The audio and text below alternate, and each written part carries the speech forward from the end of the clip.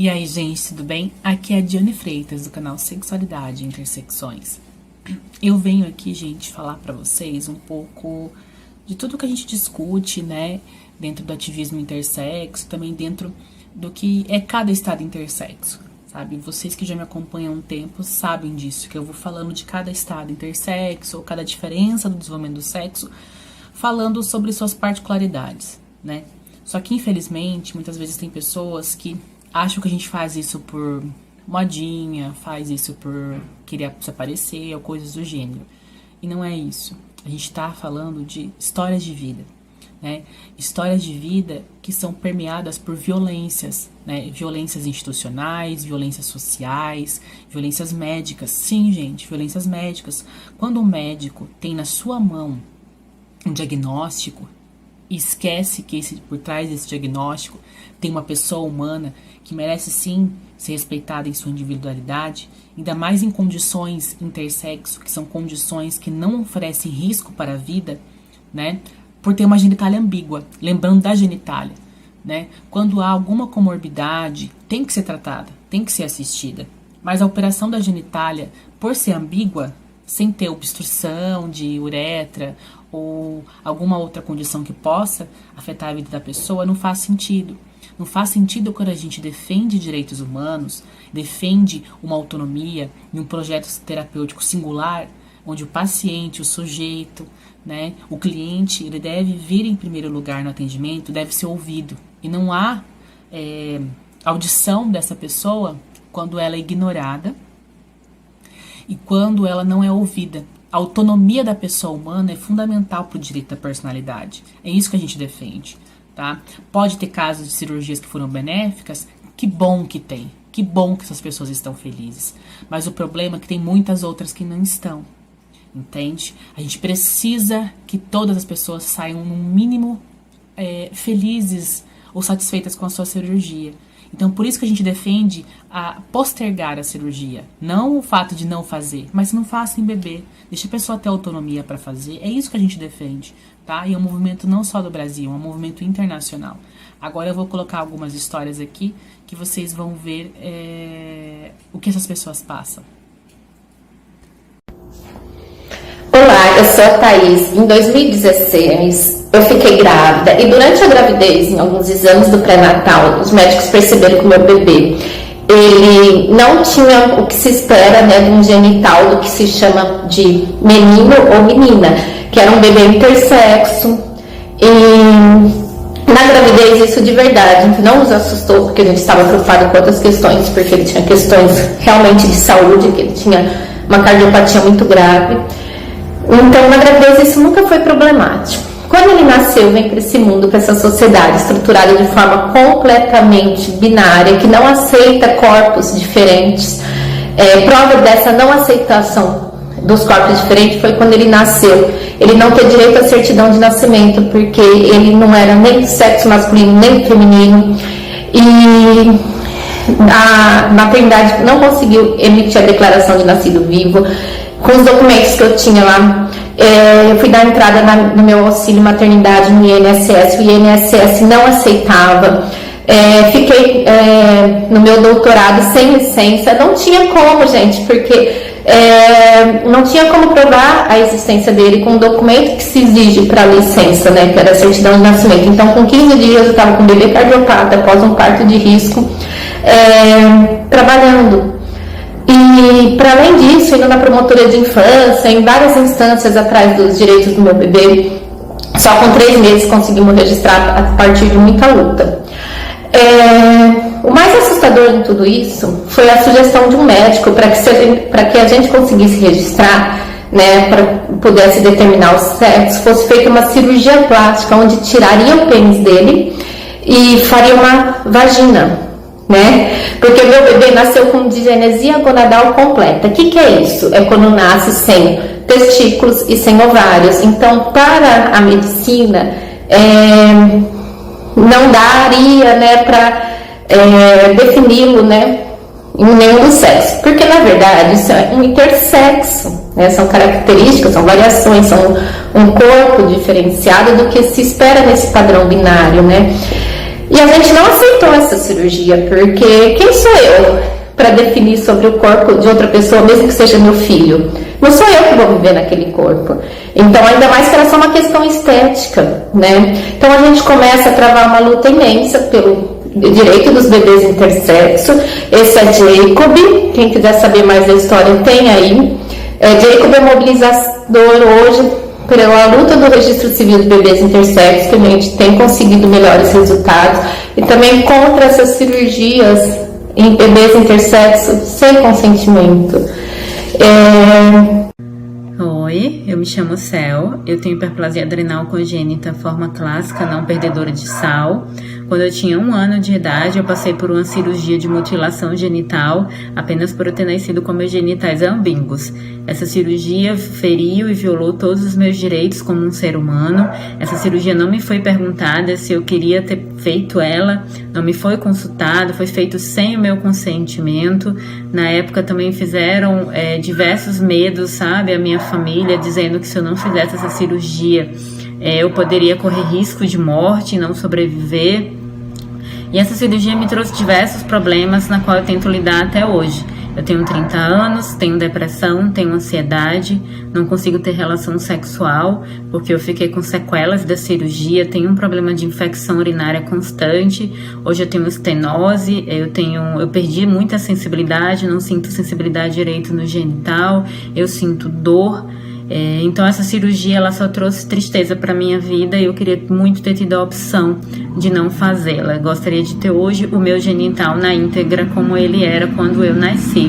Então eu peço aos pais que não mutilem suas crianças. Essas cirurgias são irreversíveis, essas cirurgias não são para beneficiar a criança, são para beneficiar uma sociedade louca que quer binarizar os corpos intersexo. Então, por favor, busquem informação correta, busquem saber o testemunho de pessoas adultas intersexo, que elas têm muito para contar. Então, a minha luta hoje é pelo fim das cirurgias infantis em bebês intersexo. Oi, eu sou a Joane, sou uma mulher trans, sou uma pessoa intersexo também. Eu nasci com genital ambígua. Passei por várias cirurgias, por tratamentos hormonais também, para padronizar o meu corpo como um corpo de menino.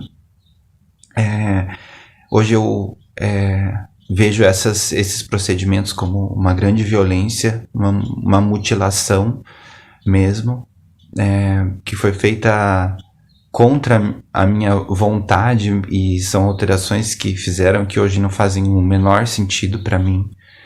É muito revoltante lidar com tudo isso, né?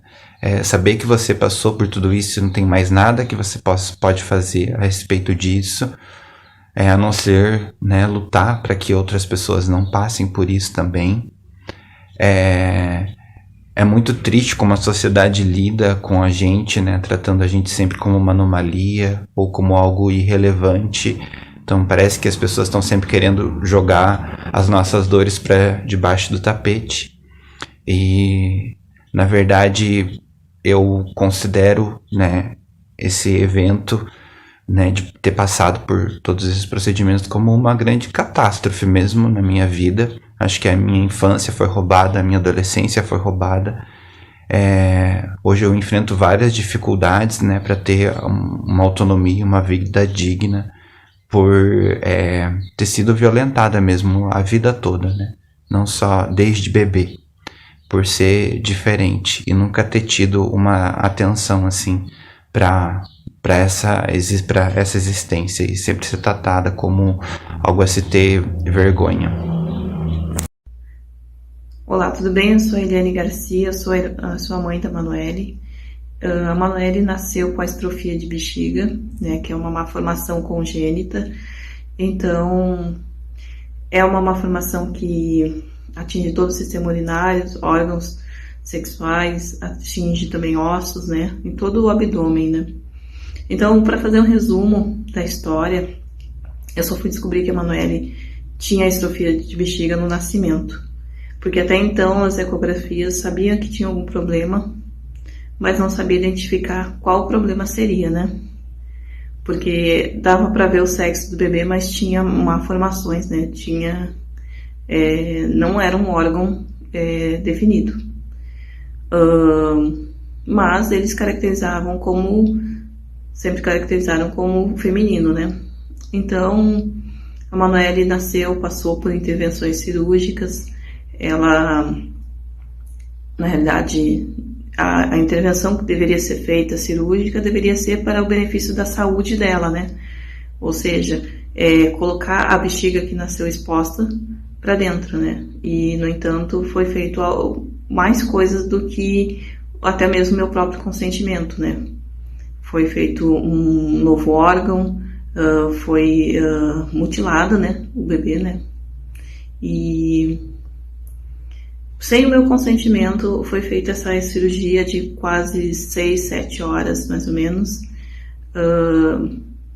no qual eu achava que eles apenas iam colocar a bexiga para dentro e fechar a parede abdominal. E, para minha surpresa, foi feito muito mais que isso, né?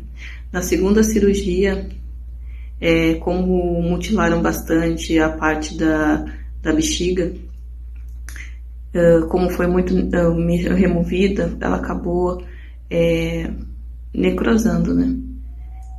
Então... Olá, eu sou João, sou uma pessoa intersexo. E o que os intersexos passam são violências hospitalares, familiares, escolares. E quando a gente pensa em um hospital, a gente sempre pensa que a gente vai ser bem recebido. A gente sempre que a gente vai ter um acolhimento decente. Mas essa não é a realidade das pessoas intersexos, porque passam por hormonizações forçadas desde muito pequenas, desde 5, 6 anos, 7 anos, enquanto muitas crianças estão pensando em simplesmente brincarem e, se não, passassem por mutilações físicas de transformarem seu genital em um outro que, para simplesmente caber na sociedade de uma forma binária. Lembra quando você disse pra minha mãe que eu tinha que usar aquele remédio, aquela hormonização, pelo fato de que quando eu crescesse aquilo ia ficar feio? O que as pessoas iam pensar de uma menina ter aquela genitália? Eu tomei remédio e quase fui pra cirurgia. Só não fui porque o remédio alterou quem eu era. E hoje eu não consigo mais me olhar no espelho. Eu tô fazendo tratamento porque eu não consigo mais gostar de mim. Eu falava, por que fizeram isso comigo? E só me colocavam dentro de uma caixinha aonde que só me machucou. Me colocaram dentro de uma caixinha dizendo, não, isso é errado. Tentaram modificar quem eu era. E hoje eu tenho que lutar contra tudo e todos, porque eu não sou aquela menina que desejaram que eu fosse. Eu sou o menino da minha vida. E nada vai me tirar isso. Nada. E eu quero ter a minha liberdade. Eu luto pela liberdade, pela minha liberdade e pela liberdade de todas as outras crianças que não puderam ter. Essa é a liberdade que eu quero. É poder decidir e escolher quem eu quero ser. O que temos percebido nos atendimentos a inúmeras pessoas intersexo na fase adulta já é que essas pessoas se sentiram enganadas e muitas vezes não pela família, mas pela própria equipe que atendeu essa família e não orientou devidamente, não ofereceu escolhas, não ofereceu opções de acompanhamentos diferentes além da cirurgia. quando na verdade essas cirurgias, a maioria delas, tiveram um cunho estético, de padronização de corpos, e não um cunho relacionado a qualquer necessidade em relação à saúde. Muitas dessas pessoas cresceram sem saber de fato o que havia acontecido, porque a família muitas vezes não tocava no assunto, né? A grande maioria das famílias não tocam nesse assunto, porque nem essas famílias, né? Nem mães, pais ou responsáveis sabem exatamente o que aconteceu, sabem exatamente o porquê a cirurgia foi feita. Então, o que temos percebido é uma desinformação, ou muitas vezes informações que já chegam no sentido de colocar a cirurgia genital como única opção viável, sendo que se isso for de cunho estético, como a grande maioria infelizmente ainda funciona somente para essa padronização de corpos, né? Funciona somente para determinar com pressa um gênero cuja criança ainda nem teve o seu desenvolvimento.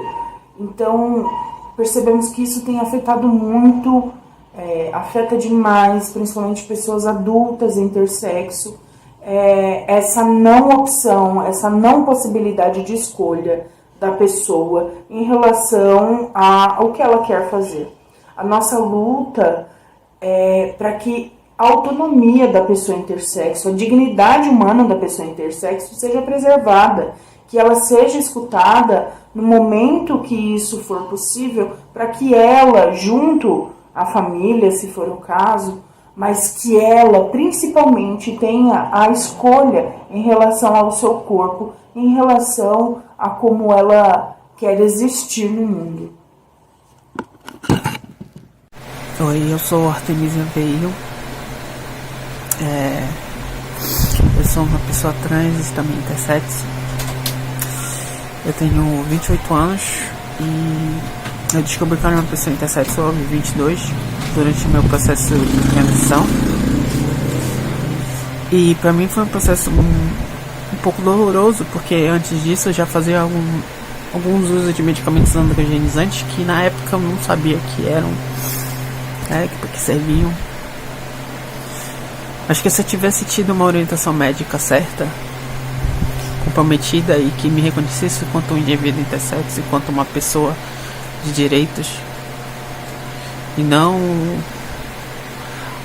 uma pessoa que precisa ser medicalizada compulsoriamente, eu teria meu corpo, a minha individualidade e a minha existência respeitada. E eu não tive. E foi a partir do processo que veio de mim que eu descobri de fato quem eu era, que mosaicismo era, que aqueles remédios eram. E tudo isso me causou muita dor, muito sofrimento.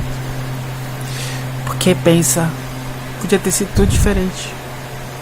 Eu podia ter sido criada no gênero certo, mas não fui. Eu podia ter sido socializada do jeito certo, mas não fui. Por causa da ineficiência de uma corporatividade médica que trata compulsoriamente corpos, mas não se importa com o ser humano ali, não se importa com a singularidade de cada pessoa ali no processo.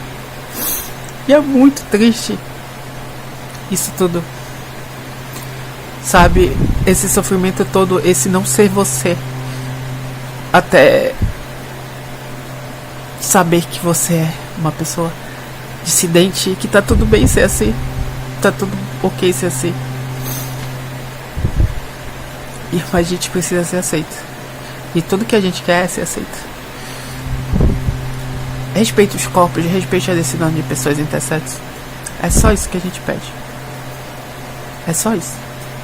Oi gente, meu nome é Christopher Lima, eu sou um homem transexual, sou intersexo com síndrome de Klinefelter.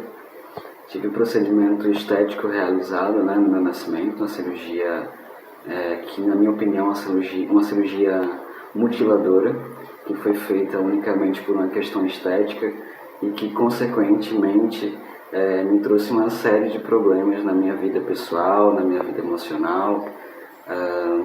Fez com que eu fosse ali, né, tivesse uma infância marcada de dor, de bastante dor e sofrimento, uma cirurgia que não fui consultado, me sinto extremamente violado, né, meu corpo foi tocado sem a minha permissão, e isso para mim é algo que hoje reflete de forma muito grave na minha saúde mental. E o meu objetivo, a minha vontade é que mais pessoas não passem pelo que eu passei, que muitos de nós intersexos passamos, e que a sociedade e a medicina têm um posicionamento diferente com relação às questões intersexos a partir de agora.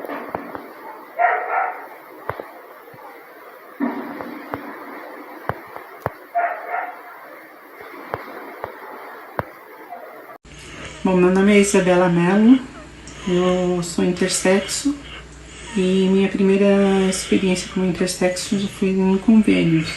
Em convênios a gente nunca sabe o que esperar, porque eles sempre têm muita falta de conhecimento. Mas quando eu parto para o centro de referência, você sempre tem uma expectativa. E nessa expectativa já foi bem frustrante quando eu me deparei com o centro de ginecologia de um hospital de referência. Nesse centro de referência, centro de ginecologia, queria que eu transicionasse para masculino, né, para o sexo masculino, pelo fato de eu me relacionar com mulheres. Então, assim, para eles era mais fácil eu simplesmente transicionar uma coisa que não tem nada a ver, né, entre o sexo biológico e o relacionamento homoafetivo. Mas enfim, dei continuidade no atendimento até chegar na endocrinologia. Na endocrinologia foi ainda pior, porque eu passei primeiro com 2 médicos que não eram oficiais, estavam aprendendo ainda, e fizeram toda a consulta. Quando chegou a médica oficial, ela olhou 2 exames de imagem e simplesmente me deu alta. Disse que não podia fazer nada para mim. Esse fato dela dar alta para mim assustou até mesmo os outros médicos, porque eu tinha que passar por outros médicos. Tinha que passar pela urologia, tinha que passar pela ginecologia de novo. Então, assim, por um centro de referência, foi algo que me assustou. É algo que eu poderia esperar de convênios, mas não de um centro de referência. Claro, nunca mais retornei lá, nunca mais esperei mais nada de lá. Acabei saindo chorando de lá nesse dia da endocrinologia.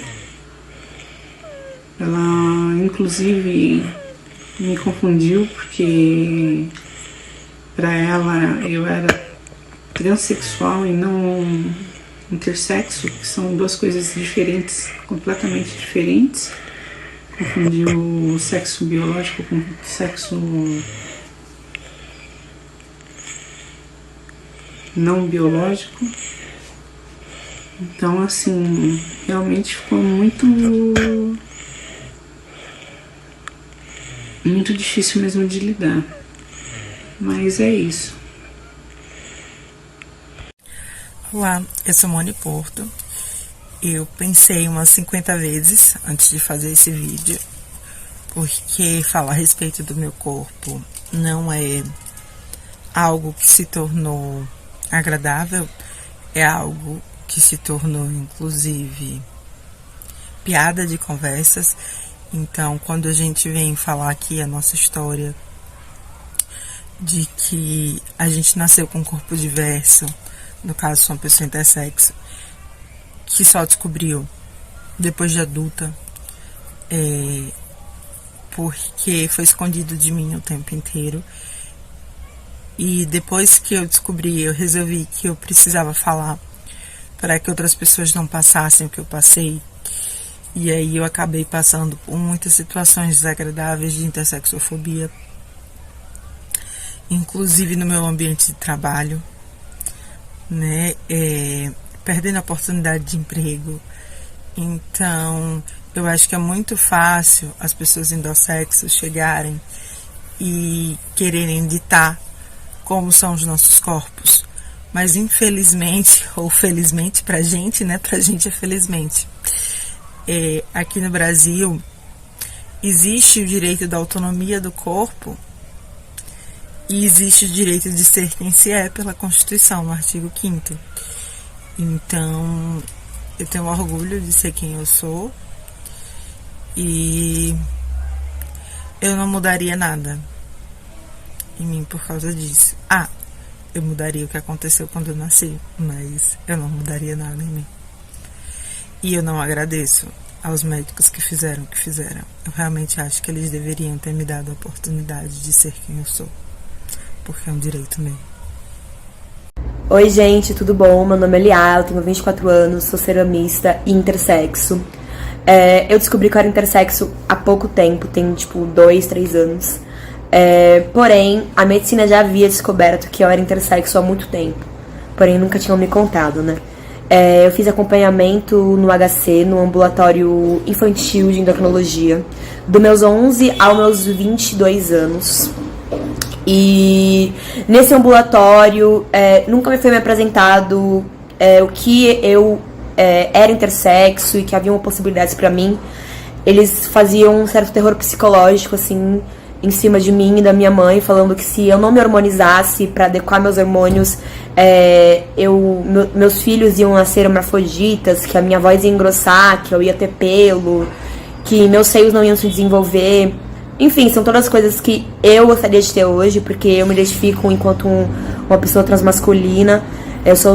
Enfim, então essas características hormonais que eu naturalmente produzia no meu corpo, eu gostaria muito de ter elas hoje.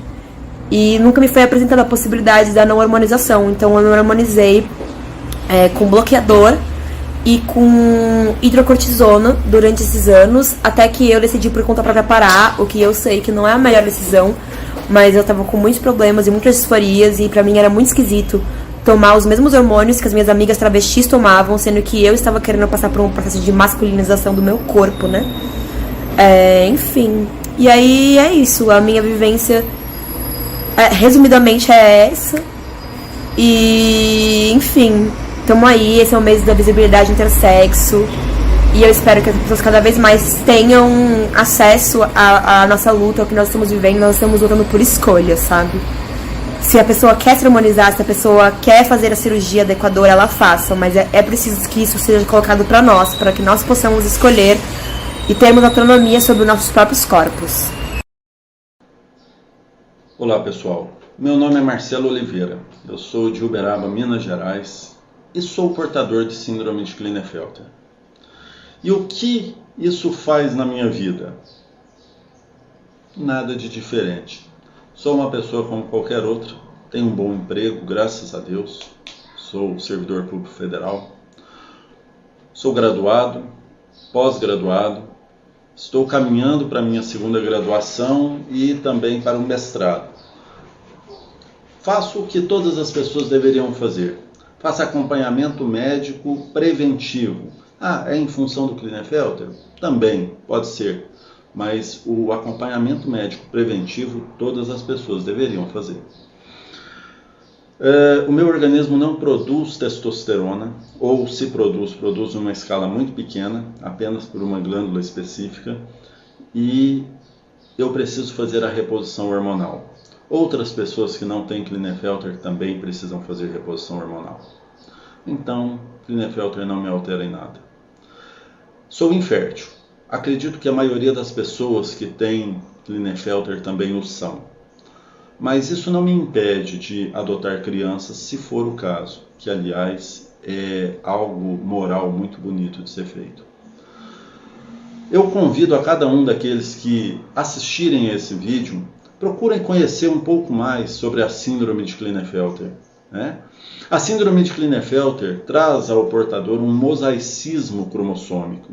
No meu caso, eu tenho um cromossomo X a mais. Eu sou XXY, o que não altera nada no meu aspecto comportamental.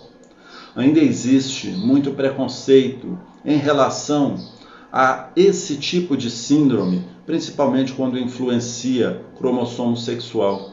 Mas vale bastante a pena conhecer um pouco mais a respeito e perceber que é muito mais comum do que você pode imaginar. Um grande abraço, fica aqui então o convite.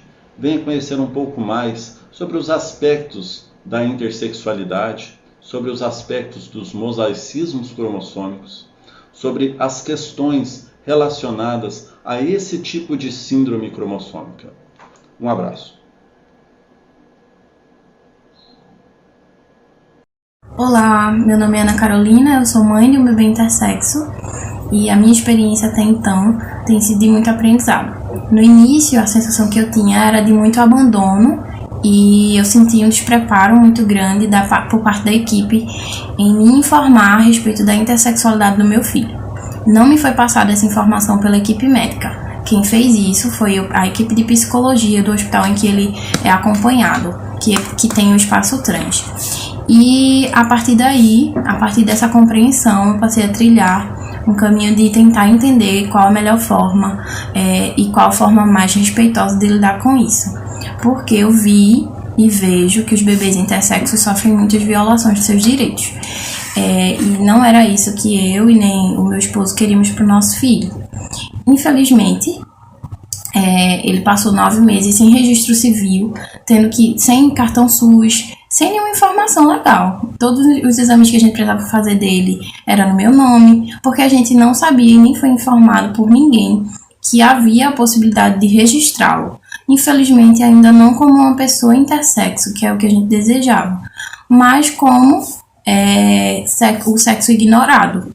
E aí, ao descobrir isso, eu fui lá no cartório, meu esposo também, a gente fez o registro do nosso filho. Mas até descobrir isso demorou muito e era muito desconfortável ter que lidar com essa situação. Eu percebo que, como mãe de uma pessoa intersexo, muitas vezes eu sofri violação, assim, uma violência mesmo psicológica por parte de profissionais de saúde que não tinham nenhum tato na hora de comunicar ou na hora de conversar sobre nada. Então, pega uma mãe despreparada que tá ali começando a lidar com o assunto, faz as perguntas do jeito que quer, fala da forma que quer, sem pensar, né? Sem ter a consciência de que aquela mãe ainda tá entendendo e ainda tá aprendendo. Felizmente, eu pesquisei bastante, tive acompanhamento dessa psicóloga do Espaço Trans e conheci também a Abrai, que foi uma fonte muito importante de informação para mim, por conhecer pessoas intersexo e saber a realidade e a experiência, que é o que eu desejava, para que eu pudesse proporcionar o melhor para o meu filho. E a partir daí foi quando eu comecei a entender que a intersexualidade dele é algo completamente natural, que eu não pretendo e não quero que seja um motivo para discriminação por parte de ninguém com ele. E também comecei a agir, a mudar minha postura diante da equipe médica, a me posicionar dizendo que eu gostaria que a saúde dele fosse vista de uma forma integral e que isso fosse visto com naturalidade.